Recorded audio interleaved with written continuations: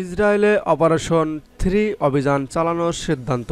হামলাকে ঘিরে যেসব পরিকল্পনা করছে ইরান। ইসরায়েলের বিরুদ্ধে অপারেশন ট্রু প্রমিস বা সত্য প্রতিশ্রুতি এক শীর্ষক অভিযানে ইরান একই সময় ব্যবহার করেছিল ক্রুজ, ব্যালিস্টিক ক্ষেপণাস্ত্র এবং ড্রোন, যাতে অত্যাধুনিক ইসরায়েলি, মার্কিন ও ইউরোপীয় বিমান প্রতিরক্ষা ব্যবস্থাগুলোকে বাস্তব শক্তি কতটা তা বোঝা যায়। এরপরই ইসরায়েলের বিরুদ্ধে সত্য প্রতিশ্রুতি 2 শীর্ষক অভিযান চালানোর পর ইরান যেসব ক্ষেপণাস্ত্র ব্যবহার করেছে সেসব শতকরা 90 ভাগই লক্ষ্যবস্তুতে আঘাত এনেছে।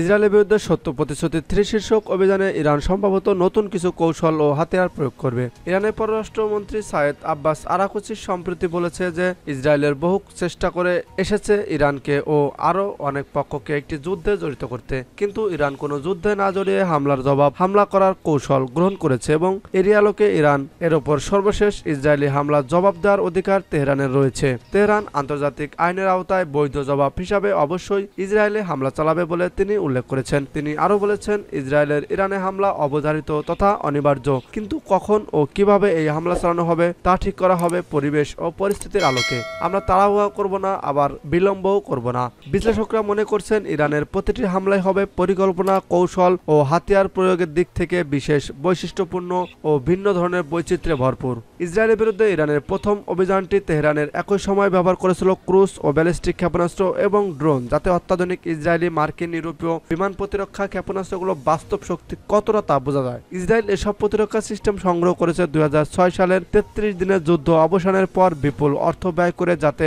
ইসরায়েলি প্রতিরক্ষা ব্যবস্থা হয় অত্যন্ত জোরালো। প্রথম ওই অভিযানে ইরানের বেশ কিছু ক্ষেপণাস্ত্র ইসরায়েলি প্রতিরক্ষা সহ বহু ভেদ করে লক্ষ্যবস্তুগুলোতে আঘাত এনেছে। ইসরায়েলের বিরুদ্ধে দ্বিতীয় অভিযানে ইরান কেবলমাত্র উন্নত মানের ব্যালিস্টিক ক্ষেপণাস্ত্র ব্যবহার করেছে। এই সব ক্ষেপণাস্ত্রের মধ্যে ছিল হাইপারসোনিক ফাত্তা ও ফলাফল ছিল অত্যন্ত বিস্ময়করভাবে সফল। পরিসংখ্যানে দেখা গেছে ইরানের নিক্ষেপ করা 200টি ক্ষেপণাস্ত্রের মধ্যে 180টি ক্ষেপণাস্ত্র অধিকৃত ফিলিস্তিনে তথা ইসরায়েলের সুনির্দিষ্ট লক্ষ্যবস্তুগুলোতে আঘাত আনে অত্যন্ত নিখুঁতভাবে। ফলে ইসরায়েলের আরও ক্ষেপণাস্ত্র প্রতিরক্ষা ব্যবস্থার অকার্যকরতা স্পষ্ট হয়ে গেছে। এ অবস্থায় ইসরায়েল থার্ড প্রতিরক্ষা ব্যবস্থা ও আয়রন ডোম রয়েছে। ইসরায়েলের বিরুদ্ধে সত্য প্রতিশ্রুতি 3 শীর্ষক অভিযানে ইরান হয়তো ইসরায়েলের গুরুত্বপূর্ণ নানা অবকাঠামো ও অর্থনৈতিক কেন্দ্রে হামলা চালাবে। যেসব ইসরায়েলি শহরগুলো নানা অবকাঠামো, গ্যাস ও তেল ক্ষেত্র, পানি সম্পদ কেন্দ্র এগুলোর উপর। আর এসব হামলা ইসরায়েলের অর্থনৈতিক অপরিণত ক্ষতি করতে পারে।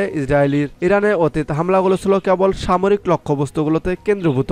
ইরান অতীতে ইসরায়েলের বিরুদ্ধে কাদর, ইমাম ও ফাত্তার মতো ক্ষেপণাস্ত্রগুলো ব্যবহার করলেও খুরর, মাসার ও হিজ্জিল এর মতো ক্ষেপণাস্ত্রগুলো ব্যবহার করেনি। এসব ক্ষেপণাস্ত্রের পাল্লা ও ধ্বংসাত্মক ক্ষমতা অনেক বেশি, যা সম্ভাব্য ভবিষ্যৎ ইসরায়েলি হঠকারিতা মোকাবেলায় ট্রাম্প কার্ড হতে পারে। এমনকি ইরান যদি ইসরায়েলের বিরুদ্ধে সত্য প্রতিশ্রুতি 2 শীর্ষক অভিযানের মতো অভিযানেরও পুনরাবৃত্তি করে, কেবল লক্ষ্যবস্তুগুলো বা টার্গেটগুলো তালিকায় পরিবর্তন আনে, তাহলে ইসরায়েলের ক্ষয়ক্ষতির পরিমাণ হবে কয়েক গুণ। আসলে ইসরায়েলের বিরুদ্ধে সত্য প্রতিশ্রুতি 1 ও 2 শীর্ষক অভিযানগুলো গোটা অঞ্চলের নিরাপত্তার বিরুদ্ধে ইসরায়েলি হুমকি মোকাবেলায় ইরানের শক্তি প্রদর্শনের মাধ্যম।